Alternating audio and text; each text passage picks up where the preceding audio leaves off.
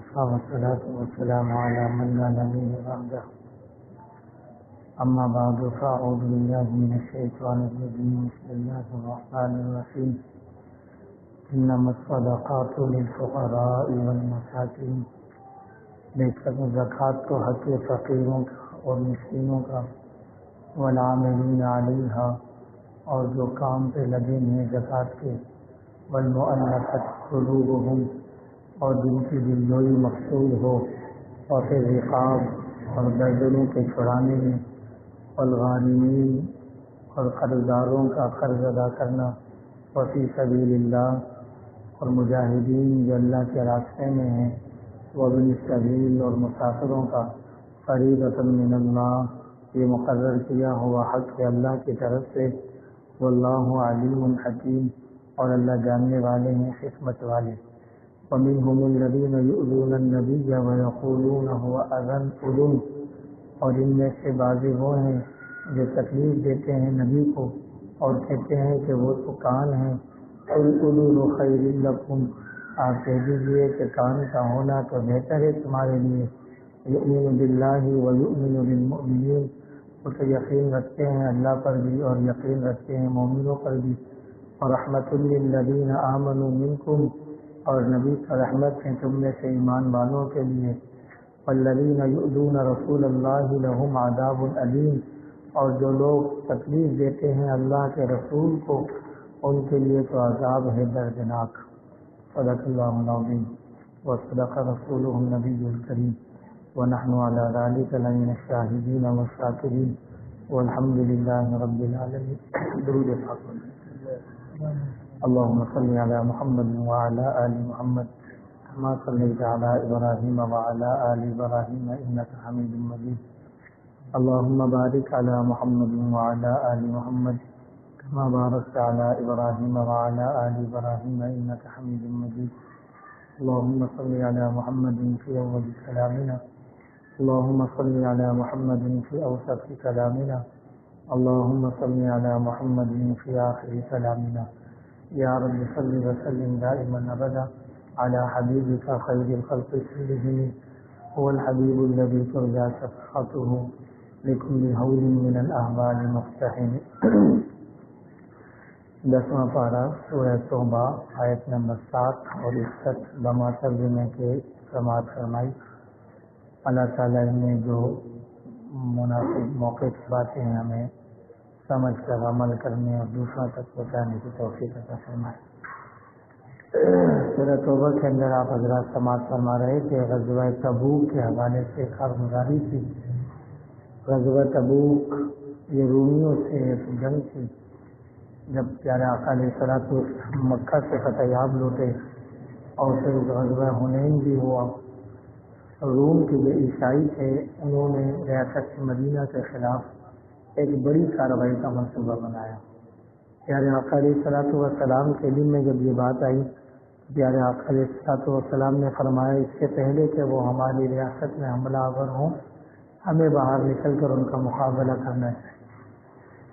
چنانچہ پیارے آقا علیہ الصلوۃ والسلام بما اپنے صحابہ کے تقریباً 30,000 کے قریب لشکر جرار لے کر نکلے اور تبوک کے میدان پر پہنچے، لیکن وہاں سے جو رومی تھے مختصر رومی جو تھے ان پر مسلمانوں کا روک طاری ہو گیا اور وہ بغیر لڑے وہاں سے فرار ہو گئے اور مسلمانوں کا اللہ تعالیٰ نے ایک بہت بڑا مال غنیمت ایک بہت بڑا یعنی دنیاوی اعتبار سے یعنی سامان عطا فرمایا۔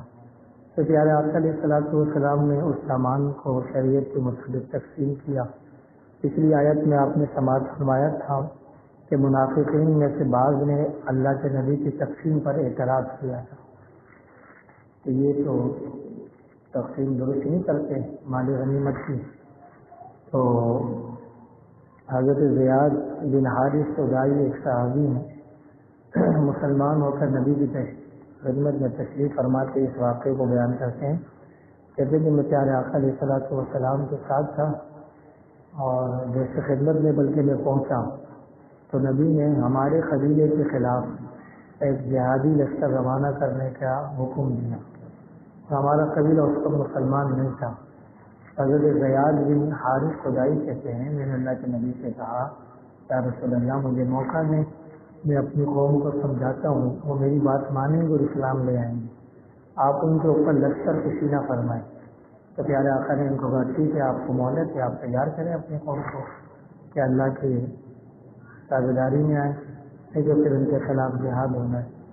حضرت زیاد بن حارث خدائی رضی اللہ تعالیٰ نے اپنی قوم کو خط لکھا، وہ قوم پوری مسلمان ہو کر نبی کی خدمت میں آ گئی۔ اس طرح یہ جنگ کا معاملہ چلا، لیکن یہی زیاد کہتے ہیں کہ میں دیکھا ہوا تھا نبی کے پاس کہ بعض لوگ آئے، بلکہ ایک شخص آیا اور اس سے آنے کے بعد کہا کہ یا رسول اللہ آپ کے پاس جو مال آیا ہے اس میں سے مجھے بھی دیجیے۔ اللہ کے نبی نے فرمایا کہ اللہ تعالیٰ نے مال کی تقسیم کا اختیار نہ کسی نبی کو دیا ہے نہ کسی غیر نبی کو دیا ہے۔ 8 مصارف ایسے ہیں جو اللہ تعالیٰ نے خود بیان کیے ہیں، اگر تم ان 8 میں سے کسی میں شامل ہو تو میں تمہیں زکوٰۃ دے سکتا ہوں، اگر ان 8 مصارف میں تم نہیں ہو تو میں تمہیں زکوٰۃ نہیں دے سکتا۔ چنانچہ یہ آیتیں اللہ پاک نے اس موقع پہ بھی نازل فرمائی، جس سے آقا علیہ الصلوۃ والسلام کی اس بات کی بھی تصدیق ہو گئی، اور منافقین نے جو شور مچایا تھا کہ نبی تقسیم صحیح نہیں کرتے اس کی بھی تردید ہو گئی کہ محبوب پیغمبر جناب محمد مصطفیٰ صلی اللہ علیہ وسلم اپنی مرضی سے تقسیم کرتے ہی نہیں ہیں، زکوٰۃ کی تقسیم کا اختیار صلی اللہ نے خود طے کیا ہے۔ لہٰذا 8 مصارف ایسے ہیں جن کو زکوٰۃ دی جا سکتی ہے، ان 8 میں جو افراد شامل ہوں وہ زکوٰۃ لے سکتے ہیں، ان کے علاوہ نہیں کسی جگہ زکوٰۃ دی تو زکوٰۃ ادا نہیں ہوتی۔ سب سے پہلے تو یہ بات بھی یاد رکھ لیں کہ زکوٰۃ یہ فرض ہے، یعنی آقا علیہ السلام نے فرمایا بنی الاسلام علی 5 شہادت اللہ الہ الا اللہ و اقام الصلاۃ و ایتاء الزکوٰۃ الی آخرہ او کما قال علیہ السلام۔ پیارے آقا نے فرمایا کہ اسلام کی بنیاد 5 چیزوں پر ہے، جن میں سے تیسرے نمبر پر کلمہ نماز کے بعد زکوٰۃ کا ذکر، پھر روزہ اور حج کا ذکر ہے۔ تو زکوٰۃ اسلام کی بنیادوں میں سے، اور زکوٰۃ اتنی اہم عبادت ہے کہ آپ اس سے اندازہ لگا سکتے ہیں کہ نماز کے ساتھ 32 مقام قرآن کے ایسے ہیں جہاں اللہ نے زکوٰۃ کا تذکرہ کیا۔ اقیموا الصلاۃ وآتوا الزکوٰۃ، اقیموا الصلاۃ وآتوا الزکوٰۃ، یقیمون الصلاۃ ویؤتون الزکوٰۃ، یعنی 32 مقام نماز کے فوراً بعد زکوٰۃ کا تذکرہ۔ اس لیے بعض علماء اس طرف گئے ہیں کہ زکوٰۃ نماز کے بعد اسلام میں سب سے اہم عبادت ہے، یعنی روزے سے بھی افضل عبادت ہے، حج سے بھی افضل عبادت ہے، لیکن 32 جگہ پر قرآن میں نماز کے فوراً بعد زکوٰۃ کا تذکرہ ہے، تو کتنی اہم عبادت ہوگی۔ اس لیے زکوٰۃ کی طرف آج کل لوگوں کی توجہ نہیں ہے، یا تو زکوٰۃ کی ادائیگی میں کما حق ہو، اکثر لوگ جو ہے نا معاملات نہیں کرتے، اندازہ لگا کے رسید دے دیتے ہیں، یا بعض اوقات ایسا ہوتا ہے کہ اندازہ صحیح لگایا تو زکوٰۃ کس کو دے رہے ہیں اس کی تھوڑی سی تحقیق نہیں کرتے، دروازہ کسی نے بھی بجا دیا اور اٹھا کے زکوٰۃ دے دیتے ہیں۔ پیارے آقا علیہ الصلوۃ والسلام کے پاس شخص آیا اور نبی نے اس کو فرمایا کہ اگر تم ان 8 میں ہو تو زکوٰۃ لو، نہیں ہو تو زکوٰۃ نہیں لے سکتے۔ یہ مجھے اور آپ کو سمجھایا ہے کہ اپنی زکوٰۃ کی ادائیگی میں خوب دھیان اور توجہ کے بعد اس کو کریں۔ تو میرے دوستوں یہ بھی یاد رکھ لیں کہ یہ زکوٰۃ کے ابتدائی احکامات میں سے بھی ہے۔ جب سورہ مزمل نازل ہوئی اور سورہ مزمل مکے کی ابتدائی صورتوں میں سے ہے، بعض حضرات یہ فرماتے ہیں کہ جو 5 آیتیں نازل ہوئی تھیں اقرا کی، اس کے بعد چند دن تک اس صورت وحی نہیں آئی، پھر اس کے بعد جو پہلی وحی آئی وہ سورہ مزمل کی آئی، اور بعض حضرات نے اس کو چوتھے 5ویں نمبر پہ بھی ذکر کیا۔ تاریخی بات ہے، یہ ضرور ہے کہ ابتدائی آیات ابتدائی صورتوں میں سورہ مزمل بھی ہے۔ اللہ تعالیٰ نے سورہ مزمل میں زکوٰۃ کا تذکرہ فرمایا۔ زکوٰۃ ابتدا ہی میں تھی، البتہ ابتدا میں زکوٰۃ کے لیے کوئی نصاب وغیرہ نہیں بتایا گیا تھا۔ صحابہ آ کے پوچھا کرتے تھے وَيَسْأَلُونَكَ مَاذَا يُنْفِقُونَ قُلِ الْعَفْوَ، اور قرآن میں تذکرہ آیا ہے، یہ آپ سے پوچھتے ہیں کہ کیا خرچ کریں زکوٰۃ میں، ان کو بتاؤ ضرورت سے جتنا بھی زائد ہے سب خرچ کریں۔ یعنی ابتدا میں زکوٰۃ یہ تھی کہ آپ اپنی ضرورت کے اپنے پاس رکھیں، باقی کوئی بھی مال آپ کے پاس ہے وہ خرچ کریں، ضرورت سے زیادہ جمع نہیں کر سکتے تھے صحابہ۔ اس کے بعد مدینہ تشریف لائے، تو مدینہ کے اندر زکوٰۃ کے نصاب کی یہ آیتیں نازل ہوئیں، اور پھر اس کے بعد بلکہ اس سے پہلے زکوٰۃ کا نصاب آیا دوسری جگہوں پر کہ کتنے مال میں سے کتنا دینا ہے، اور پھر اس کے بعد جب مکہ فتح ہوا تو باقاعدہ پیارے آقا نے ریاست کے تحت زکوٰۃ وصول کرنی شروع کی، ورنہ پہلے لوگ اپنے اپنے طور پر زکوٰۃ دیا کرتے تھے۔ تو اس سے ایک بات اور سمجھ میں آئی کہ لوگوں سے زکوٰۃ کا وصول کرنا یہ ریاست کے ذمہ ہے، ریاست اس اقامت زکوٰۃ کو ادا کرے، لیکن کون سی ریاست؟ جو ریاست اسلامی قوانین کو جانتی ہو، اور وہ ریاست جو اللہ تعالیٰ سے یعنی وہ حکمران جو اللہ سے ڈرتے ہوں۔ ہمارے یہاں ضیاءالحق صاحب نے زکوٰۃ کا نصاب ایک سلسلہ بنایا تھا، تو اس وقت علماء نے اس کی مخالفت کی تھی، اور اس وقت بہت سے حضرات یہ کہتے تھے کہ یہ علماء کیوں مخالفت کر رہے ہیں، اتنی کرنی چاہیے، اچھا ہے حکومت کی سرپرستی میں زکوٰۃ لی جائے، شرعی مسئلہ بھی یہی ہے۔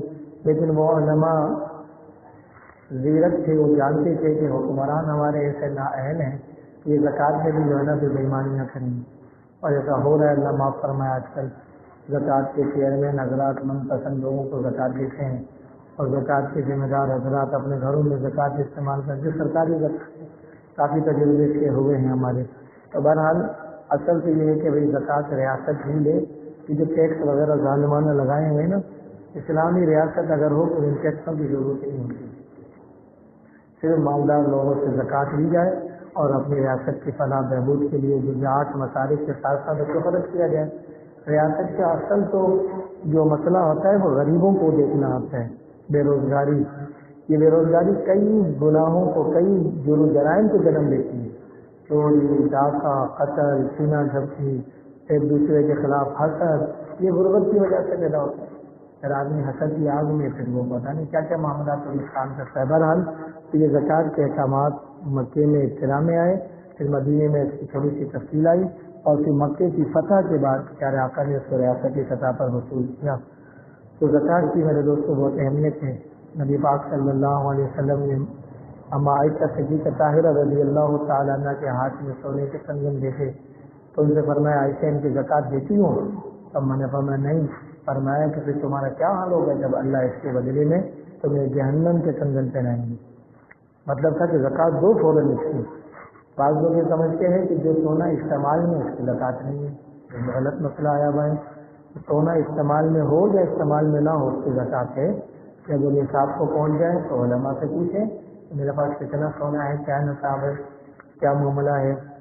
اسی طرح خاتون آئی، ان کے ہاتھ میں بھی اسی طرح سونا تھا، پیارے آقا علیہ السلام نے اس سے بھی یہی فرمایا۔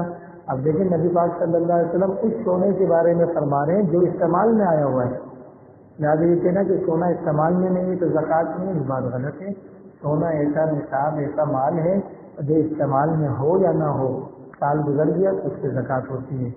اس لیے ایک چیز یہ بھی پہلے سمجھنے کی باتیں ہیں کہ زکوٰۃ کس پر ہے، کون زکوٰۃ ادا کرے گا۔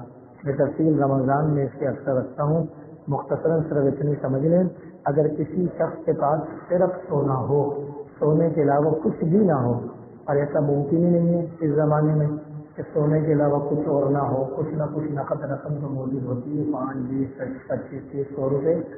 بہرحال اگر کسی کے پاس کچھ بھی نہیں ہے، صرف سونا ہے، تو 7.5 تولہ سونا جب اس سے سال گزر جائے تو زکوٰۃ ہوتی ہے۔ اور اگر کسی کے پاس چاندی ہے، 52.5 تولہ چاندی جب اس سے سال گزر گیا تو اس پر بھی زکوٰۃ ہوتی ہے۔ کسی کے پاس نقدی رقم ہے، 52.5 تولہ چاندی کے قیمت کے برابر سال گزر گیا تو اس کی بھی زکوٰۃ ہوتی ہے۔ کسی کے پاس مال تجارت ہے، 52.5 تولہ چاندی کی قیمت کے برابر سال گزرنے کے بعد اس کے مال تجارت سے بھی زکوٰۃ ہوتی ہے۔ اور اگر کسی کے پاس یہ چاروں چیزیں تھوڑی تھوڑی مل کر 52.5 تولہ چاندی کی قیمت کے برابر ہو جائے تو اس سے بھی زکوٰۃ ہوتی ہے۔ تو زکوٰۃ کی جو ادائیگی ہے اس کو سیکھنا چاہیے۔ اللہ ہماری حفاظت فرمائے، ہم مسائل سیکھتے نہیں ہیں۔ صحابہ کرام تو نبی پاک صلی اللہ علیہ وسلم کی خدمت میں آتے تھے اور پوچھتے تھے یا رسول اللہ میرے بارے میں ارشاد فرمائیے۔ سمجھ آ رہی بات نہیں آتی؟ تو زکوٰۃ اہم عبادت۔ تو بہرحال اس آیت میں زکوٰۃ کا نصاب نہیں بتلایا، اس آیت میں تو زکوٰۃ کس کو دینی ہے وہ بتلایا گیا ہے۔ اس سے پہلے کچھ باتیں ضروری تھیں وہ بھی میں نے آپ کے سامنے رکھی۔ اور یہ زکوٰۃ بھی اللہ تعالیٰ کا بنایا ہوا ایک نظام ہے، اور یہ بہت خوبصورت نظام ہے۔ اللہ تبارک و تعالیٰ نے ہر ایک کو مالدار نہیں بنایا، اگر سب کو اللہ تعالیٰ مالدار بنا دیتا تو کائنات کا نظام گرم برم ہو جاتا. اگر میں اور آپ اور ہم سارے کے سارے جو ہے نا کروڑ پتی بن جاتے تو ہمارے گھر میں بلاد کی مزدوری کون کرتا؟ ہمارے گھروں میں گٹر بند ہو جائیں تو کھولنے کے لیے کون آتا؟ ڈبلیسیاں کون لگاتا؟ ٹوٹیاں نلکیاں کون لگاتا؟ تو یہ اللہ کے کائنات کو کے حسن ہے یہ کہ اللہ نے کسی کو غریب رکھا کسی کو مالدار رکھا اور ذمہ داری رزق کی اپنے اوپر رکھی. اور پھر مالداروں کو فرما دیا وفی اموالہم حق معلوم للسائل والمحروم کہ تمہیں جو مال میں نے دیا ہے اس میں حق متعین ہے غریبوں کا. وفی اموالہم حق معلوم تمہارے مالوں کے اندر غریبوں کا حق متعین ہے. اللہ کہہ رہے ہیں کہ تمہارا مال میری طرف سے عطا دیا ہوا ہے اور میں تم سے کہہ رہا ہوں کہ غریبوں کو ان کا حق دو. ہاں یاد رکھ لیں زکوٰۃ دینا فطرہ دینا یہ آپ اپنا مال نہیں دے رہے جو غریبوں کا مال جو آپ کے پاس ہے وہ آپ ادا کر رہے ہیں. بنیادی بات نہیں آ رہی ہے. قرآن مجید اور 25واں پارہ ہے بلکہ 26واں پارہ ہے سورۃ الزاریات ہے. قرآن مجید 26واں پارہ سورۃ الزاریات اللہ کہہ رہے ہیں وفی اموالہم حق معلوم تمہارے مالوں میں جن کو میں نے مالدار بنایا غریبوں کا حق ہے معلوم متعین ہے. للسائل والمحروم فرمایا مانگنے والا بھی اگر محتاج ہے ضرورت مند ہے اس کو دو. والمحروم محروم کی تشریح آپ خود جا کے پڑھ لیں. اللہ کہتا ہے کہ بعض لوگ ایسے ہوتے ہیں جو محتاج ہوتے ہیں لیکن وہ تم سے مانگتے نہیں ہیں وہ سوال نہیں کرتے. دوسرے بارے میں اللہ نے اس کو نہیں ذکر کیا تھا لا يسألون الناس الحافا بلکہ تیسرے بارے میں لا يسألون الناس الحافا وہ تمہارے سامنے نہیں آتے کہ ہمیں مال دو لپٹتے نہیں ہیں تم سے کہ ہم غریب ہیں ہمیں زکوٰۃ دو. تعرفهم بسیماہم تم ان کی پہچانیوں کو دیکھو ان کے چہرے کے تاثرات کو دیکھو تو پہچان سکتے ہو کہ یہ اس کا پریشان حال ہے. اس لیے جس کو اللہ نے مالدار بنایا ہے اس کے ذمے ہے کہ وہ ایسے افراد تلاش کرے کہ جو زکوٰۃ کے مستحق ہیں. ہماری مسجد میں کوئی آ کے اگر چندہ مانگ رہا ہے کہ مجھے دے دیجیے میرے بچے بھوکے ہیں تو یہ اس کے رشتے داروں کی کوتاہی ہے کہ کیوں بھوکے ہیں اس کے خاندان والے. زکوٰۃ کی ادائیگی سب سے پہلا حق یہ ہے کہ اپنے رشتے داروں میں دیکھا جائے قریب کے رشتے داروں میں. یہ بھی قرآن نے ذکر کیا ہے کہ زکوٰۃ جب دینی ہے تو سب سے پہلے یہ 8 مصارف اپنے رشتے داروں میں تلاش کرو. اگر رشتے داروں میں کوئی ایسا غریب نہیں ہے تو پھر اس کے بعد پڑوس میں تلاش کرو اور پڑوس میں بھی کوئی ایسا غریب نہیں ہے تو پھر پڑوس سے باہر نکل کے خرچ کیا جا سکتا ہے. اگر ہم اپنی برادری میں خود جانتے اور اس بات کا اندازہ لگائیں کہ میرے بھائی کی اولاد ہے میرے بہنوں کی اولاد ہے میرے چچا زاد ہے میرے پھوپھی زاد ہیں ان کی آمدنی کتنی ان کے اخراجات کتنے ہیں ہر آدمی اس کا اندازہ لگا سکتا ہے. گھروں سے عورتوں کے ذریعے بھی معاملات پتہ لگ سکتے ہیں. اگر ان کی آمدنی مثال 20,000 روپے 50,000 روپے بھی اگر ان کی آمدنی ہو لیکن ان کا کنبہ قبیلہ بڑا ہے اخراجات 70,000 کے ہیں تو یہ بھی زکوٰۃ کی مستحق ہے. آج معاشرے میں غلط باتیں آ گئی کہ جی بیوہ کو زکوٰۃ دی جائے گی یتیم کو زکوٰۃ دی جائے گی. نہیں بھائی بیوہ ہونا زکوٰۃ کا حق نہیں ہے یتیم ہونا زکوٰۃ لینے کا حق نہیں ہے. زکوٰۃ دینے کا حق تو ان 8 مصارف میں سے کوئی ایک ہونا ہے. شادی شدہ ہیں اور غریب ہیں اس کو بھی زکوٰۃ دی جا سکتی ہے. بیوہ ہیں اور مالدار ہیں اس کو زکوٰۃ نہیں دی جا سکتی. کتنی بیواؤں کو ہم نے دیکھا کہ ان کے پاس اتنی زکوٰۃ جمع ہوتی ہے جب ان کی بیٹیوں کی شادی ہوتی ہے تو 3-3 تولہ سونا چڑھاتے ہیں. وہ یہ تو خود صاحب نصاب ہے جس کو زکوٰۃ دینی ہے یہ پھر بھی ہر سال زکوٰۃ وصول کر رہی ہے. جی ہم نے مسائل بتائے جتنے جو ہمارے رشتے داروں میں بیوائیں کی بھائی کیا کر رہی ہو آپ بچیوں کے نام پہ زکوٰۃ لیے جا رہی ہو اور سال لے رہی ہیں. ایسا نہیں ہے تو 3-3 4-4 تولہ. ہمارے ایک جاننے والی ہمیں پتہ لگا ان کی 5-6 بچیاں اور سب کے لیے سونا تیار ہو چکا 3-3 4-4 سونا. ہم لوگ برادری والے ان کو دکھاتے رہے. اللہ نے جب تھوڑا سا موقع دیا لوگ مسائل پوچھنے لگے بات سامنے ہے تو سمجھایا. اس لیے بیوہ ہونا زکوٰۃ لینے کا حق نہیں ہے. غربت فقیری محتاجگی اور جو معاملات یہاں آ رہے ہیں یہ اگر 8 مصارف ہیں تو کوئی شادی شدہ بھی ہے بچوں والا بھی ہے اور ڈیوٹی میں بھی جاتا ہے تنخواہ بھی لا رہا ہے لیکن وہ غریب ہے مسکین ہے ضرورت سے کم اس کی آمدنی ہے تو وہ بھی زکوٰۃ مل سکتا ہے بشرطے کہ اس کے پاس سونا چاندی میں سے کوئی جمع پونجی نہ ہو. اس لیے میرے دوست زکوٰۃ اہم عبادت ہے اس کی فکر کریں، اس کو اہل لوگوں کے ہی حوالے کریں، خاص کر آج کل جو پروفیشنل لوگ دروازوں پر آتے ہیں رمضان میں جی اور مسجدوں میں ایسے بھی زکوٰۃ دیا کریں، تحقیق کے بعد زکوٰۃ دیا کریں۔ فقہاء نے اور مفتیان نے اس سے بڑی تفصیلی بحثیں کی ہیں اور تفصیل سے اس پر فتاوے جاری کیے ہیں کہ زکوٰۃ آپ کے ذمے ہے، اگر نا اہل کو دے گی تو قیامت میں آپ سے پوچھ ہوگی۔ یہاں تک ارشاد فرمایا کہ اگر زکوٰۃ کسی نا اہل کو دے دی گئی اور اطلاع آ گئی کہ یہ نا اہل تھا تو زکوٰۃ دوبارہ ادا کرنی ہے، زکوٰۃ دوبارہ ادا کرنی ہے۔ اس لیے زکوٰۃ کی ادائیگی میں اللہ ہمیں جو شریعت کے احکامات اس کو سمجھنے کی توفیق عطا فرمائے۔ تفصیل کا موقع نہیں تھا، پھر بھی تھوڑی بہت باتیں آپ کے سامنے رکھیں۔ اب یہاں پہ وہ 8 حضرات جن کو زکوٰۃ دینے کی ہے ذرا مختصر وہ بھی سنیں۔ فرمایا انما الصدقات للفقراء، انما اللہ نے کہا انما، یہ عربی کا لفظ ہے۔ انما ماں کا معنی، انما کا معنی ایسے سمجھانے کے لیے کہہ رہا ہوں، یعنی اس کا معنی میں ہی آتا ہے، ہی سمجھتے ہیں، یعنی اللہ تعالیٰ کہنا چاہ رہے ہیں کہ زکوٰۃ ان 8 قسم کے لوگوں ہی کا حق ہے۔ انما کا معنی یہ ہے، اگر انما نہیں ہوتا زکوٰۃ ان 8 لوگوں کو دو اور ان کو بھی دے سکتے تھے 8 کو، جیسے ہمارے یہاں سامنے کوئی بندے ہوں، میں نے کہا 10 کو بانٹ دو، اس کا مطلب یہ نہیں کہ 10 ہی لے سکتے ہیں، کوئی اور بھی لے سکتا ہے۔ ابھی کیونکہ 10 سامنے ہیں تو 10 کا ذکر آ گیا، سمجھ آ رہی بات نہیں آ رہی؟ بعد میں کوئی اور 10 آئیں گے تو ان کو بانٹ دو۔ تو اس لیے انما اللہ نے ذکر کر کے فرمایا کہ انما الصدقات، بے شک صدقات زکوٰۃ تو ان ہی کا حق ہے۔ سمجھ آ رہی بات نہیں آ رہی؟ ان کے علاوہ کسی اور کا نہیں ہے۔ کراچی کا صدقات، صدقہ، اس کی بھی تھوڑی سی وضاحت سمجھ لیں۔ صدقہ نفل کو بھی کہتے ہیں، صدقہ فرض کو بھی کہتے ہیں، اور قرآن مجید میں صدقہ نفلی خیرات کے لیے بھی استعمال ہوا ہے اور فرض خیرات کے لیے بھی استعمال ہوا ہے۔ علامہ قرطبی رحمۃ اللہ علیہ غالباً اپنی تفسیر میں فرماتے ہیں قرآن میں صدقہ جب کسی قید کے بغیر آئے تو اس سے فرض زکوٰۃ مراد ہوتی ہے۔ قرآن میں جب صدقے کا لفظ کسی اور قید کے بغیر آئے تو اس سے فرض زکوٰۃ مراد ہوتی ہے۔ جیسے نبی پاک صلی اللہ علیہ وسلم کو اللہ نے ایک جگہ فرمایا خذ من اموالہم صدقۃ، ان کے مالوں سے صدقہ یعنی زکوٰۃ دیجیے، تطہرہم، اور ان کو پاک کیجیے۔ وہاں پہ بھی زکوٰۃ کے معنی میں، یہاں پہ بھی صدقہ زکوٰۃ کے معنی میں ہے۔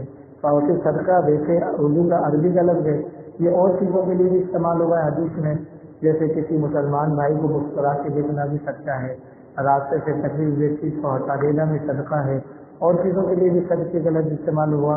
بہرحال یہاں پر صدقہ زکوٰۃ کے معنی میں ہے۔ انما الصدقات، بے شک یہ زکوٰۃ تو حق ہیں، للفقراء والمساکین، فقیروں کا اور مسکینوں کا۔ 2 لفظ ہے یہاں پر، فقیر اور مسکین۔ فقیر اور مسکین عام تعریف تو دونوں کی یہی ہے کہ جو 52 16 چاندی کی قیمت کے برابر نہ سونے کے مالک ہوں، نہ چاندی کے مالک ہوں، نہ نقدی رقم اتنی ہو، نہ مال تجارت اتنا ہو، تو وہ فقیر بھی ہے، مسکین بھی ہے۔ جیسے گزشتہ سال تقریباً 52 16 چاندی 80 ہزار کے قریب تھی، اور ابھی تھوڑی مہنگی ہو گئی ہے تو میرے خیال سے 90 95 تک پہنچ گئی ہوگی۔ اگر فقیر اور مسکین ہمارے اس زمانے کے اعتبار سے جس کے پاس 70 80 ہزار سے کم رقم ہے وہ فقیر بھی ہے اور مسکین بھی ہے، اس کو زکوٰۃ دی جا سکتی ہے، لیکن اس میں تھوڑی سی تفصیل ہے وہ بعد میں کرتے ہیں۔ تو فقیر اور مسکین 2 نام ہیں، لیکن دونوں میں تھوڑا سا پھر مزید فرق ہے۔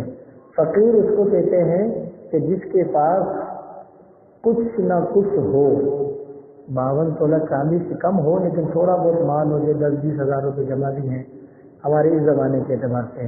اور مسکین اس کو کہتے ہیں جس کے پاس کچھ بھی نہیں ہے، کھانے کے لیے بھی نہیں ہے اس کے پاس۔ تو فقیر اور مسکین میں تھوڑا سا فرق ہے۔ فقیر کے پاس کچھ نہ کچھ ہوتا ہے لیکن ضرورت سے کم ہوتا ہے، اور مسکین میں ہوتا ہے جس کے پاس کچھ ہے ہی نہیں، بیچارہ مسکین ہے، کل کے بھی کھانے کے مسائل ہوں گے۔ تو اللہ تعالیٰ نے فرمایا ان دونوں قسم کے لوگوں کو زکوٰۃ دی جا سکتی ہے۔ کسی کے پاس آج کل کا کھانے کا ہے لیکن اس کے پاس اتنا نہیں ہے کہ وہ اپنی پورے سال بھر کے معاملات کو اپنے آئندہ زندگی کے اعتبار سے گزار سکے، اس کی آمدنی کم ہے تو اس کو بھی زکوٰۃ دو، اور جس کے پاس کچھ بھی نہیں ہے اس کو تو تکلیف ہوگا، زکوٰۃ دی جائے گی۔ اس لیے زکوٰۃ کے لیے 2 مصارف تو یہ فقیر اور مسکین کے ہو گئے۔ اور فرمایا والعاملین علیہا، تیسرا زکوٰۃ اس کو دی جائے گی جو زکوٰۃ وصول کرتے ہیں. یہ جو تیسرا مصرف ہے یہ باعتبار مزدوری سے ہے. یعنی میں نے جیسے عرض کیا نا ریاست مدینہ کا ذمہ ہے کہ وہ لوگوں سے زکوٰۃ وصول کرے اور غریبوں پر خرچ کرے. تو اب اس کے لیے ریاست کو افراد چاہیے, افراد کو انتخاب کرنا پڑے گا. یعنی مزدور چاہیے, آفیسر چاہیے, لیبر چاہیے جو اپنے پورے علاقے میں پورے پاکستان میں تحقیق کرے کہ کون مالدار ہے, کس کے پاس پیسہ ہے زکوٰۃ دینے کا, وہ بھی معلوم کرے. اور پھر وہ یہ بھی دیکھے کہ کون غریب ہے جس تک پہنچایا جائے. تو ظاہر سی بات ہے اس کے لیے تو وقت چاہیے.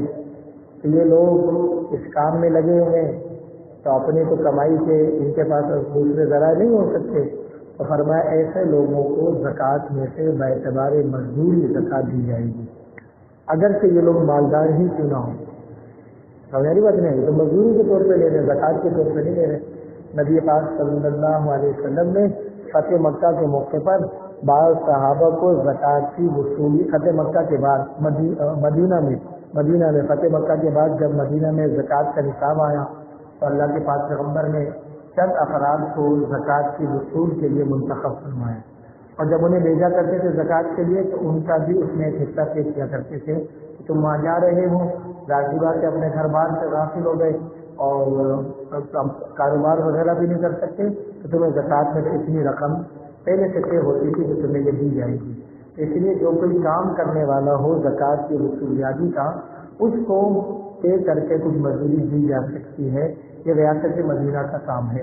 اسی طرح جیسے علماء نے اسی کے مسائل نکالے کہ جیسے مدارس والے زکوٰۃ وصول کرتے ہیں, اب زکوٰۃ وصول کے لیے بعض اوقات وہ اپنے سفیروں کو بھیجتے ہیں, تو وہ سفیروں کو بھی زکوٰۃ کی رقم میں سے مزدوری دے سکتے ہیں, کیونکہ یہ ریاست چھوٹی سی مدرسہ بھی ایک چھوٹی سی ریاست ہوتی ہے. وہاں بھی کیا نام ہے مسافر مسکین وغیرہ ہوتے ہیں, پھر 8 مصارف والے ہوتے ہیں, تو ان کے لیے یہ مزدوری کرتے ہیں تو ان کو بھی زکوٰۃ دی جا سکتی ہے. ہمیں یادی بات نہیں آ رہی ہے. اسی طریقے سے فرمایا بالعاملین علیہا. اس سے علماء نے ایک مسئلہ اور بھی نکالا جو آج ہمارے معاشرے میں بعض لوگ جو ہے نا اعتراض کرتے ہیں کہ جی جناب امامت کی تو تنخواہ نہیں لینی چاہیے, قرآن پڑھانے کی تو اجرت نہیں لینی چاہیے, یہ تو دین کے کام ہیں اور دین کے کاموں میں تو اجرت نہیں ہونی چاہیے. تو میں نے ابھی آپ کے سامنے عرض کیا زکوٰۃ کی وصولیابی, زکوٰۃ کی ادائیگی یہ دینی کام نہیں ہے جی, یہ بھی تو دینی کام ہے نا. اور قرآن خود کہہ رہا ہے کہ جو یہ دینی کام کریں ان کو اجرت دو, والعاملین علیہا. ابھی یہ باتیں کرنا کہ جی امامت کی تنخواہ حرام ہے, بعض لوگ کہتے ہیں. اسی طرح کہتے ہیں جی تدریس قرآن پڑھانے کو اجرت دینا حرام ہے. سمجھنے بات نہیں, پتہ نہیں کہاں سے خود مسنڈے ہو رہے کھا کر ہیں اور مولوی کو کیوں دے رہے ہو. سمجھے بس قرآن پڑھانے والے کو کیوں دے, حالانکہ ہونا یہ چاہیے جو ہمارے بچوں کو قرآن پڑھا رہا ہے, جو ہمیں رب کی عبادت میں جو ہے نا مشغول رکھ رہا ہے, ہماری عبادت اس کی گردن میں آ رہی ہے. جی میں اپنے لیے نہیں کہہ رہا, میں اماموں کی بات کر رہا ہوں. سمجھ والی بات نہیں, ہماری نمازوں کا ضامن ہے وہ. اللہ کے نبی نے فرمایا الامام مؤتمن, امام ضامن ہے. کل قیامت کے دن اس سے پوچھا جائے گا کہ تو نماز ظہر پڑھا رہا تھا, تیری توجہ آگے پیچھے ہوئی, تیرے پیچھے یہ 500 یا 50 پڑھے, ان کا حساب بھی تو دے گا. اتنی بڑی ذمہ داری آپ اپنی اولاد کی نہیں لے سکتے. سمجھے نا, وہ تو اتنا بڑا محسن آپ کا. قرآن کی تعلیم اپنی اولاد کو دینا آپ کا فرض و لازم ہے, اور وہ ذمہ اس قاری صاحب نے دے رکھا ہے, اور ہم کہتے ہیں میری کو دینا ہی حرام ہے. اچھا جی وہ بھی کسی کام پہ نکل جائیں گے, پھر آپ کی امامت اور آپ کی تدریس کون کرے گا. پھر حضرت عمر فاروق رضی اللہ تعالیٰ عنہ جب امیر المومنین سیدنا صدیق اکبر رضی اللہ تعالیٰ عنہ امیر بنے, تو ریاست کا امیر بننا, ریاست کی خدمت کرنا, یہ بھی تو دینی کام ہے. حضرت ابوبکر صدیق رضی اللہ تعالیٰ عنہ کے لیے ماہانہ طے کیا جا رہا ہے. سیدنا صدیق اکبر وہ تو نہیں فرما رہے کہ جناب تم یہ جناب میرے اوپر میری دینی منصب پر مجھے اجرت دے رہے ہو, یہ تو حرام ہے. سارے صحابہ میں تو کوئی نہیں کہہ رہا حرام ہو رہا ہے. بھائی جو آدمی کسی کے اجتماعی کاموں کا امین بنتا ہے تو عوام کا ذمہ ہے کہ اپنے معاملات میں تو اس کی خیرخواہی کرے. اور میری بات نہیں آ رہی. سیدنا صدیق اکبر رضی اللہ تعالیٰ نے اپنے سارے کاروبار بند کیا کہ میں نے ریاست کو دیکھنا ہے. اور میری بات نہیں آ رہی. اور ریاست کو سنبھالا, تنخواہ طے ہوئی. جب تنخواہ طے کی جا رہی تھی تو سیدنا صدیق اکبر نے فرمایا کاش اللہ ہمیں ایسے حکمران دے دے۔ سیدنا صدیق اکبر رضی اللہ تعالیٰ نے فرمایا میری تنخواہ اتنی سے کرو جتنی تنخواہ ایک مزدور کو مزدوری میں دی جاتی ہے۔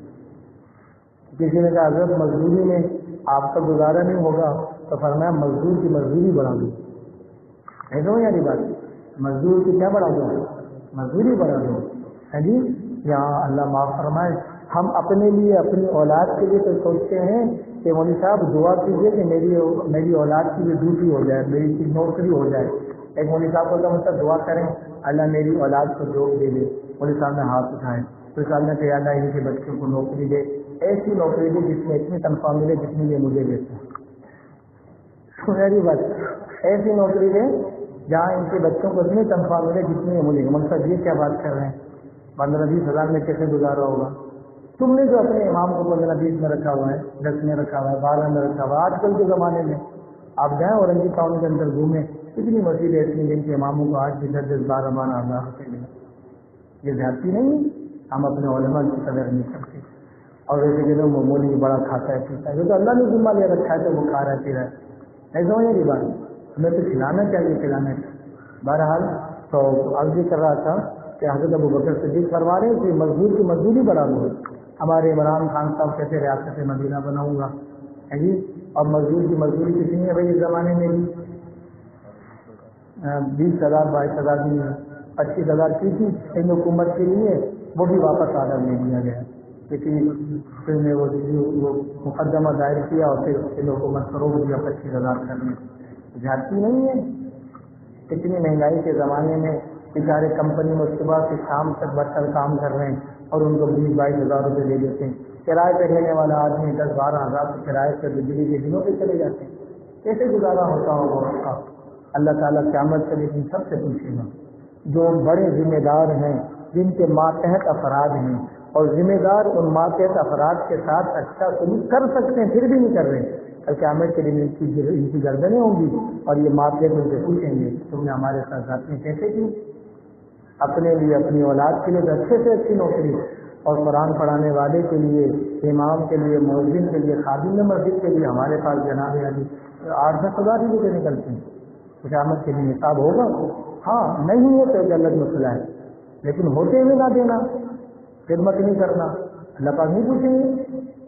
اللہ کے نبی نے تو فرمایا اللہ تعالیٰ پوچھیں گے کل قیامت کے دن، اے میرے بندے نے بھوکا تھا تو نے نہیں کھلایا، میں پیاسا تھا تو نے نہیں کھلایا ہے، تو پوچھے گا یا اللہ تم تو کھانا یا باری تعالیٰ کھانے پینے کے پاس فلاں میرا بندہ پریشان تھا تو اسے کھلاتا کہ مجھے کھلایا، اسے کھلاتے کہ مجھے کھلایا، بیمار کی بیمار نیتو نے میری بیمار کو رسی نہیں دی، مولا آپ کی بیماری کے پاس کیا فلاں تیرا پڑوسی تیرا ملنے والا رشتے دار بیمار تھا تو اس کی عیادت کرتا تو مجھے بھی نہیں دے پاتا، ایسا تھا جیسے میری بیمار کو رسی تھی۔ یہ دین یہ شریعت ہماری زندگی سے نکلا ہوا ہے۔ بہرحال بات چلی تھی کہ جس دین کے کام پر اجرت نہیں لی جا سکتی، ہاں بھائی وہاں اللہ کا قرآن سے کہہ رہا ہے یہ دین کا کام کرنے والوں کو دو، ان ہی کا حق 8 میں سے ایک یہ بھی ہے۔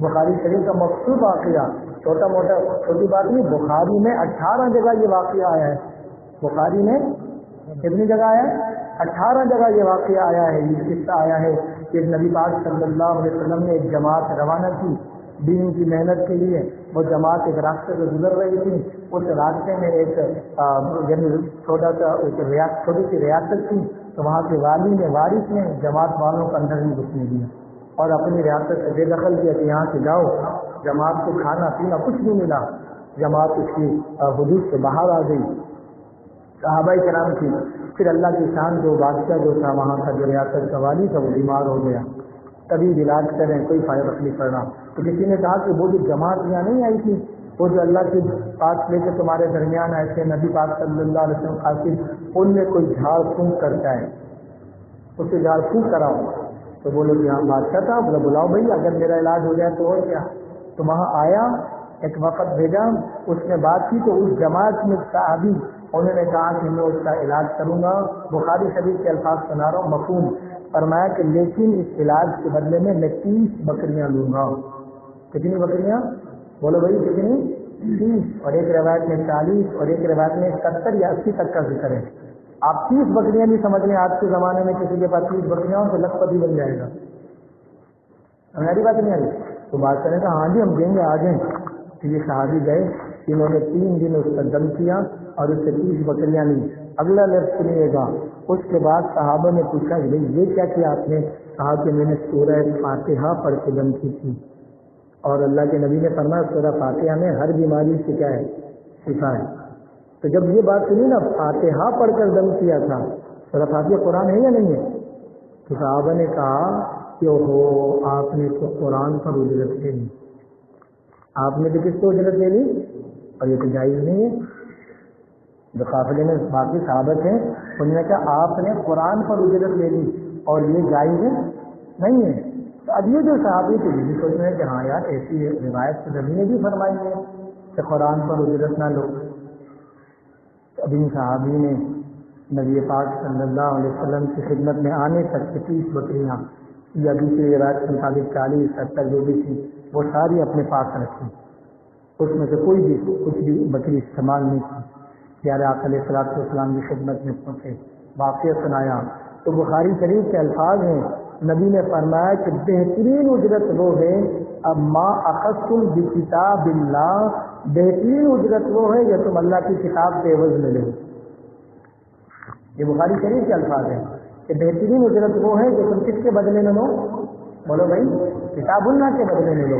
اب بخاری میں نبی پاک صلی اللہ علیہ وسلم کی صحیح حدیث 18 جگہوں پر یہ روایت موجود ہے، الفاظ آگے پیچھے ہوں گے لیکن میں آپ کو جو الفاظ ایک جگہ سے سنا رہا ہوں، فرمایا کہ بہترین اجرت وہ ہے ما اخذتم بکتاب اللہ، جو تم اللہ کی کتاب کے عوض میں لو، اور فرمایا کہ اس سے استعمال کرو۔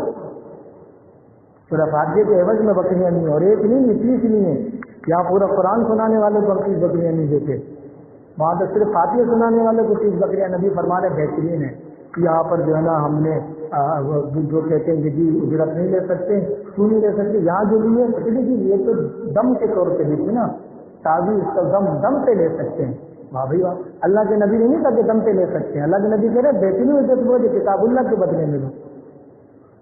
نہیں سمجھ آ رہی بات؟ ہاں یہ مسئلہ ایک الگ ہے کہ ایک آدمی قرآن اس لیے پڑھ رہا ہے کہ میں نے دنیا کمانی ہے، یہ الگ ہے۔ میں نماز اس لیے پڑھ رہا ہوں کہ مجھے دنیا کمانی، یہ غلط ہے، یہ ناجائز اور حرام ہے۔ میں نماز کیوں پڑھ رہا ہوں؟ اللہ کے لیے۔ میں امامت کیوں کر رہا ہوں؟ اللہ کے لیے۔ میں قرآن کیوں پڑھا رہا ہوں؟ اللہ کے لیے۔ یہ ایک الگ مسئلہ ہے، بات سمجھ آ رہی نہیں آ رہی؟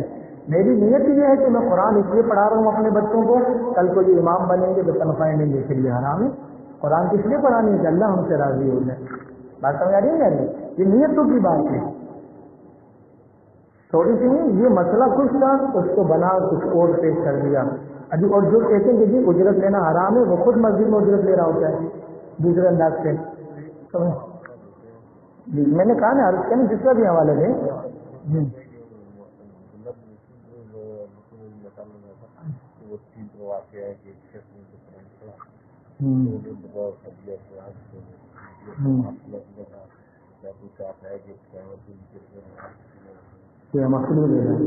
روایت سامنے ہے، میں نے تو اس کے جواب تو دے دیا میں نے۔ آپ صلی اللہ علیہ وسلم کے اصحاب وہ تو بیت المال سے ان کو مل رہا تھا، ان کو ضرورت ہی نہیں تھی، ریاست مدینہ دے دے پھر مولویوں کو، قرآن پڑھانے والوں۔ ایسا ایک بات، اور دوسری بات ہے کہ پڑھنے والے کی نیت درست کرانی تھی، پڑھانے والی تھی کہ تمہاری نیت کیا ہو، دنیا نہیں ہونی چاہیے، لیکن جو پڑھوا رہا ہے اس کو تم نہیں منع کیا کہ تم نہیں لے سکتے۔ بات سمجھ آ رہی ہے نہیں؟ پھر میں نے عرض کیا نا، پیارے آقا علیہ الصلوۃ والسلام خود اپنے لیے سال بھر کا جو ہے نا بیت المال سے وظیفہ لیا، وہ الگ بات ہے کہ لینے کے بعد پھر تقسیم کر دیا۔ لے تو رہے ہیں، کس چیز پہ لے رہے ہیں؟ ابھی تو دیدی امور پہ لے رہے ہیں، ابو بکر لے رہے ہیں، عمر لے رہے ہیں، عثمان لے رہے ہیں، علی لے رہے ہیں، بلکہ حضرت عمر رضی اللہ تعالیٰ عنہ نے اپنے دور خلافت میں ایسے گورنر اماموں کو منع کیا جو کہتے تھے ہم تنخواہ نہیں لیں گے، ہمارا تنخواہ لو تاکہ ہم تم سے پوچھ سکیں کہ تم کیا کر رہے ہو۔ آپ سمجھ آ رہی نہیں آ رہی؟ اس لیے کہ مسائل بڑے عجیب ہیں۔ جو لوگ فتوے لگاتے ہیں وہ خود بھی تنخواہیں لے رہے ہوتے ہیں، کہتے ہیں ہم تو وقت کے لے رہے ہیں، ہم بھی وقت کے لے رہے ہیں۔ نہیں سمجھ آ رہی بات؟ صبح سے شام تک جو قاری صاحب بیٹھا ہوا ہے وہ بھی تو وقت کے پیسے لے رہا ہے، قرآن پڑھانے کے تھوڑی لے رہا ہے۔ اس لیے میرے دوستوں اپنے دیندار لوگوں کی خدمت کرو، میری بات نہیں ہے، ان کی خدمت ہماری نسلوں کے اندر دین کی بقا کی ضمانت ہے۔ بعض لوگ اعتراض کرتے ہیں مولوی لوگوں کے چندے سے چلتا ہے، تو وزیر اعظم کو تنخواہ لوگوں کے چندے سے نہیں مل رہی ہوتی ہے، خود بھی تو چندے سے تنخواہ لے رہا ہے، ایک لوگوں کا چندہ نہیں ہے۔ اور توجہ کیجیے گا، مولوی کو قاری کو لوگ خوشی سے دیکھیں ہیں، تم زبردستی لے رہے ہو، تمہیں شرم نہیں آتی؟ مولوی کو بولتے کہ چندوں سے چلتا ہے، تو تو بول اے میں نے تنخواہ کس سے لے رہا ہے؟ چندے سے لے رہا ہے، ٹیکس سے لے رہا ہے، ایم پی چندہ تنخواہ کس سے لے رہا ہے؟ وہی لوگوں سے چندے سے لے رہا ہے، ٹیکس کے نام پر۔ ناظرین ہے جتنے بھی سرکاری ادارے والے ہیں لاکھوں روپے تنخواہ لے رہے ہیں لوگوں کے چندے پر، پیسہ ان سے لینا ہے، نہیں تو وہی بات، اس لیے لے دے کے بس کسی طریقے سے جو ہے نا مولوی کو پریشان کرو کہ یہ اپنی پریشانی میں لگا رہے، سمجھ آ رہی بات، اور ہم مزے کرتے رہیں۔ بہرحال یہ میں نے باتیں بتائیں، اس کا مقصود یہ نہیں تھا کہ آپ حضرات ہمارے پاس آئیں، اللہ کا دیا الحمدللہ بہت ہے، لیکن دیگر حضرات جو ہے ان کی خدمت کریں۔ سمجھ آ رہی بات نہیں آ رہی؟ یہ کوئی ناجائز کام نہیں ہے، پیارے آقا علیہ الصلوۃ والسلام کے زمانے سے چلے آ رہے ہیں۔ اب جیسے میں نے واقعہ سنایا بخاری کا، یہ بھی تو بخاری میں ہے نا، یہ بھی تو نبی کریم صلی اللہ علیہ وسلم کی حدیث ہے کہ نبی پاک صلی اللہ علیہ وسلم بہترین اجرت ہے جو کتاب اللہ کے بدلے میں ہو۔ پھر قرآن مجید کی ایک آیت بھی پیش کرتے ہیں، اب کیا نام ہے، لا تشتروا بآیاتی ثمنا قلیلا، میری آیت میں تھوڑی سی قیمت نہ دو، قرآن نے بھی منع کیا۔ تو بھائی یہ آیت خود اللہ تعالیٰ پہلے پارے میں اس کی وضاحت کر رہا ہے، فویل للذین یکتبون الکتاب بایدیہم ثم یقولون من عند اللہ لیشتروا بہ ثمنا قلیلا، فرمایا ہلاکت ہے ان لوگوں پر جو اپنے ہاتھوں سے لکھتے ہیں اور کہتے ہیں اللہ کی طرف سے آنے والی آیتیں ہیں، پھر اس پر دنیا کماتے ہیں۔ یعنی جو قرآن نہ ہو اس کو قرآن بول کر، جو کتاب نہ ہو اس کو کتاب بول کر لوگوں کو کمانا، اس لیے اللہ نے ممانعت کی ہے۔ بات سمجھ آ رہی ہے؟ اس کے بارے میں اللہ نے منع کیا، اس لیے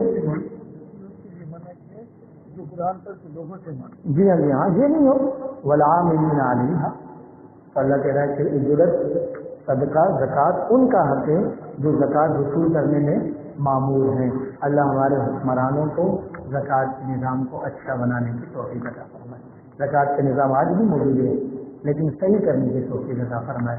سال پورا ہوتا ہے یا نہیں ہوتا تو کیا سسٹم ہوتا ہے، بعض مالدار لوگ بھی زکوٰۃ نکلوا لیتے ہیں یا رقم نکلوا لیتے ہیں، یا اپنے آپ کو اللہ معاف فرمائے بعض لوگ نان مسلم لکھوا دیتے ہیں یا یہ جن سے زکوٰۃ نہیں دی جائے گی، یہ بھی نہیں ہے۔ آپ کو ٹیچر نے کرنٹ اکاؤنٹ میں میرے خیال سے زکوٰۃ نہیں ہوتی وہ کھلوا لیں، اور ویسے واقعی حکمران طبقہ زکوٰۃ کی ادائیگی میں مخلص نہیں ہے، لینے میں تو مخلص ہیں، ادائیگی میں مخلص نہیں ہے۔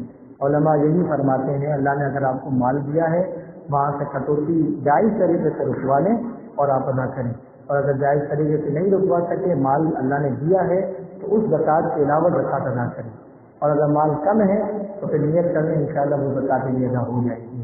اگر مال کم ہے تو اللہ تعالیٰ ہمیں زکوٰۃ کے معاملات سیکھنے کی توفیق عطا فرمائے۔ والمؤلفۃ قلوبہم، اور چوتھا مطلب زکوٰۃ جس کو دی جائے ہمیں دل جوئی کے لیے زکوٰۃ دے سکتے ہیں۔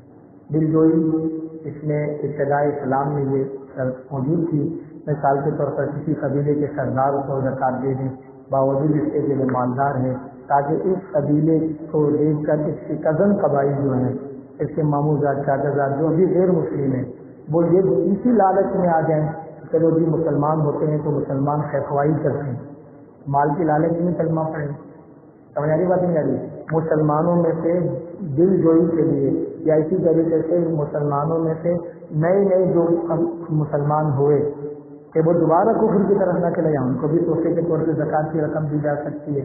حضرت عمر فاروق رضی اللہ تعالیٰ عنہ کے زمانے میں جب اسلام غالب آ گیا تو شورا کی میٹنگ ہوئی، حضرت عثمان، حضرت علی، دیگر صحابہ، بھائی کیا کریں، والمؤلفۃ قلوبہم میں دیں، اب دل جوئی کے لیے لوگوں کو دیں۔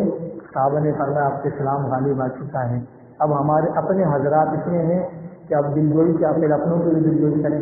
حضرت عمر نے فرمایا کہ اب مسلمانوں کو زکوٰۃ دی جائے، یہ زیادہ بہتر ہے۔ اس لیے فقہا نے فرمایا کہ پہلے مسلمانوں کو زکوٰۃ دو، مسلمانوں کے پاس اگر زکوٰۃ دینے کے بعد بھی بچتا ہے تو پھر کہیں اور بھی دی جا سکتی ہے، ورنہ زکوٰۃ کی ادائیگی کسی غیر مسلم کو نہیں کرنی چاہیے۔ وہ پھر رقاب، اور پانچواں زکوٰۃ کس کو دینی ہے؟ فرمایا رقاب، غلاموں کو چھڑانے میں زکوٰۃ دو۔ کسی کے پاس غلام ہے، مسلمان ہو چکا ہے، تو اس کے مالک کو پیسے دے دو زکوٰۃ میں سے، اس کو آزاد کرا دو۔ اسلام میں کسی غریب کو آزاد کرانے کے بڑے فضائل. میرا اپنا ماننا یہ ہے اس زمانے میں تو غلام نہیں ہے، لیکن اس زمانے میں قیدی ایسے ہیں جن کی ضمانتیں ہو چکی ہیں لیکن ان کے پاس پیسہ نہیں ہے ضمانت کرانے کا. تو اگر ان کی ضمانت میں زکوٰۃ دی جائے تو یہ دی جائے گی. ان بیچاروں کو جیسے سینٹرل جیل میں کچھ پروگرام میں نے دیکھے، ساتھیوں نے بھیجے واٹس ایپ پر کہ سینٹرل جیل میں ایسے کیا نام ہے قیدی ہیں جن کا آگے پیچھے کوئی نہیں ہے اور ان کی ضمانتیں ہو چکی ہیں بیچاروں کی، لیکن ان کے پاس ایسے نہیں ضمانت ادا کریں. وقت رقاب درجن آزاد کرانے میں زکوٰۃ دی جائے، ان کا حق ہے تاکہ ان کو بھی زکوٰۃ دی جا سکتی ہے. اور یہ اصل تھا کہ جب مسلمان کیا ہوتے تھے گرفتار ہو جاتے تھے، جہاد جب تھا مسلمانوں میں تو ان کو فدیہ دے دو زکوٰۃ کی رقم میں سے ان کو آزاد کراؤ. یہ سارے مصارف آج بھی ہیں. والغارمین اور زکوٰۃ جو قرض داروں سے قرض ادا کرنے میں، یعنی کوئی آدمی ہے وہ قرض دار ہو گیا، اب وہ بیچارہ کہاں سے قرض ہے، تنخواہ اتنی ہے کہ اپنے پڑھائی پوری کر لے بہت ہے، تو اس کو بھی دے سکتے ہیں بھائی آپ کا قرض ہے آپ ملے قرض ادا کریں، یا اس کو بولے بھائی آپ کا قرض میں نے دے دیا، آپ کا قرض میں نے اتنا قرض ہے آپ کا اتنا قرض لو، یہ میری طرف سے یہ قرض ہو گیا بس ختم ہو گئی. اس طرح بھی زکوٰۃ ہو سکتی ہے. بولنا ضروری تھوڑی ہے زکوٰۃ کی رقم آپ کو دے رہا ہوں. جب آپ کو پتا ہے وہ قرض دار ہے تو اس کو بولنے کی ضرورت نہیں ہے. آپ اس کو بولے آپ کی طرف سے قرض میں دے رہا ہوں کہ آپ صبح یہ لیں اور آپ قرض ادا کر دیں میرے سامنے ادا کریں. اس طرح بھی زکوٰۃ دی جا سکتی ہے. وفی سبیل اللہ اور اللہ کے راستے میں اسے مجاہد فی سبیل اللہ مراد جہاد کرنے والے ہیں ان کو بھی جو ہے نا زکوٰۃ کی رقم دو. مطلب وہ جہاد کے لیے نکلے ہیں، مکہ یہاں ہے مدینہ یہاں ہے، وہ جہاد کر رہے ہیں وہاں سامنے یعنی پاکستان سے گئے ہیں اور جناب جہاد ہو رہا ہے افغانستان میں، اب وہاں ان کے پاس خرچ نہیں ہے، یہاں خرچ موجود ہے لیکن وہاں نہیں ہے. فما وفی سبیل اللہ یہ اللہ کے راستے میں ان کو بھی زکوٰۃ دے سکتی ہے. مجاہد فی سبیل اللہ کو بھی زکوٰۃ دی جا سکتی ہے اور بہترین مصرف ہے یہ مجاہد فی سبیل اللہ. وابن السبیل اور 8واں مصرف مسافروں کو بھی زکوٰۃ. ایک آدمی سفر پہ نکلا ہوا ہے اور وہاں جانے کے بعد اس کی جمع پونجی ختم ہو گئی، گھر سے منگوانے کا کوئی انتظام نہیں ہے. اب اگرچہ گھر میں اس کے پاس پیسہ موجود ہے لیکن سفر میں اس کے پاس پیسہ نہیں ہے، نہ پیسہ منگوانے کا کوئی اور ذریعہ اس کے پاس ہے، تو اس کو بھی زکوٰۃ دی جائے. وابن السبیل مسافروں کو زکوٰۃ دو. اسی سے علماء نے یہ مسئلہ سمجھایا کہ جو دینی مدارس رہائشی ہیں اس میں طلبہ مسافر ہوتے ہیں. جو دینی مدارس رہائشی ہیں اگرچہ وہ کہاں ہیں گھروں میں مالدار ہیں لیکن یہاں ان کے پاس کچھ بھی نہیں ہے تو دینی مدارس کو زکوٰۃ دی جا سکتی ہے.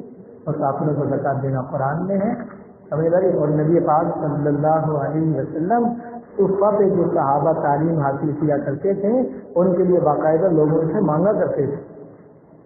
نبی پاک صلی اللہ علیہ وسلم صفہ کے طلباء کے لیے لوگوں سے مانگا کرتے تھے. لہٰذا مسافروں کے لیے زکوٰۃ مانگنا مسافروں کو زکوٰۃ دینا دونوں کی صورتیں صحیح ہیں. یعنی کوئی مانگ بھی سکتا ہے کہ جی مسافر طلباء ہمارے پاس ہیں ان کے لیے زکوٰۃ کی صورت بنائیں اور آپ خود بھی جا کے مسافر طلباء کو دے سکتے ہیں. یہ 8 مصارف اللہ نے فرمایا فریضۃ من اللہ، یہ مقرر فرض ہے اللہ کی طرف سے. واللہ علیم حکیم اور اللہ جانتا ہے حکمت والا ہے، اس کے خلاف نہیں ہونی چاہیے. یہ 8 مصارف ہیں، ان 8 مصارف کو زکوٰۃ دی جا سکتی ہے. اس کے علاوہ کسی کو زکوٰۃ نہیں جا سکتی. مسجد کی تعمیر میں زکوٰۃ نہیں لگ سکتی، مدرسے کی تعمیر میں زکوٰۃ نہیں لگ سکتی، امام کی تنخواہ میں زکوٰۃ نہیں دی جا سکتی، قاری کی تنخواہ میں زکوٰۃ نہیں دی جا سکتی. زکوٰۃ کے لیے مصرف ہونا ضروری ہے، یا غریب ہو یا مسکین ہو یا زکوٰۃ کے لیے کام کرتا ہو یا دلجوئی مقصود ہو یا غلام ہو آزاد کرنا ہو یا قرض دار ہو یا مجاہد ہو یا مسافر ہو. اور یاری بات نہیں ہے اس کے علاوہ کسی اور کو زکوٰۃ نہیں دی جا سکتی. اللہ تعالیٰ ہمیں ان احکامات کو سمجھنے اور ان کے مطابق عمل کرنے کی توفیق عطا فرمائے. وآخر دعوانا الحمد للہ رب العالمین. الحمد للہ رب العالمین والعاقبۃ للمتقین والصلاۃ والسلام علی سید الانبیاء والمرسلین. یا رب لک الحمد ولک الشکر کما ينبغي لجلال وجهك وعظیم سلطانک. مولا کریم ہم سب کے حاضر قبول فرما. مولا کریم ہم سب کے تمام صغیرہ کبیرہ گناہوں کو معاف فرما. مولا کریم ہم سب کے حال پر رحم فرما، کرم فرما، خیر اور عافیت والا معاملہ فرما. ہر طرح کی آفات و بلایات و مصیبات سے ہم سب کی حفاظت فرما.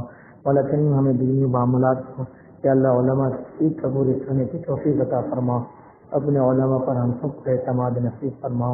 مولا کریم ہم سب کو بھی دینی بات کے سمجھنے میں یا سمجھانے میں مولا چھوٹی یا بڑی غلطی سے محفوظ فرما، مولا کریم دین سمجھنے میں یا سمجھانے میں چھوٹی بڑی غلطی سے محفوظ فرما، مولا کریم جتنی بھی خیر نبی پاک صلی اللہ علیہ وسلم نے مانگی ہم مانگتے ہیں ہم سب کو عطا فرما، جتنے شروع سے پیارے آپ سے پناہ مانگے ہم سب کو پناہ نصیب فرما، مولا خصوصاً جو بیمار ہیں سب کو صحت و شفا عطا فرما، دعا فرمائے میرے بھی کافی عرصے کی بیماری سر کا درد اور دیگر کچھ مسائل ہیں اللہ انہیں بھی ختم فرمائے، اللہ صحت اور شفا ہم سب کو نصیب فرمائے، جزا اللہ عنا محمد صلی اللہ علیہ وسلم وما هو اهل سبحان ربك رب العزة عما يصفون وسلام على المرسلين والحمد لله رب العالمين آمين برحمتك جزاكم الله